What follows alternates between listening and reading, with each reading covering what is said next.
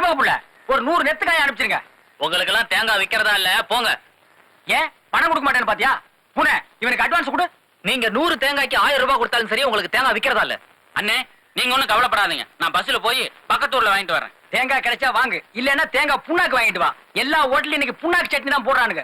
நம்ம வீட்டு கல்யாணத்துல எல்லாரும் புண்ணாக்கு சாப்பிட்டு போ. பூனை டேய் மருமகனே, என்ன பகிச்சிட்டு கடை நடத்திடுவியா இல்ல தேங்காய் வியாபாரம் தான் பண்ண விட்டுருவனா? என்ன செய்வீங்க? என்ன செய்வனா? உன் கடை தேங்காயில வெடிகுண்டு இருக்குன்னு பொருளையை கிளப்பி விட்டுருவேன். அதத்தான் ஏற்கனவே ஒரு தடவை சொல்லிட்டீங்களே. ஏன் இன்னொரு தடவை சொன்னா நம்ம ஜனங்க நம்ப மாட்டாங்களா? எத்தனை தடவை சொன்னாலும் நம்புவாங்கடா. இப்ப என்ன நடக்குதுன்னு பாரு. என்ன கவுண்டர வாங்க, தேங்காய் வாங்க வந்தீங்களா? ஆமா. எல்லாரும் நல்லா கேளுங்க.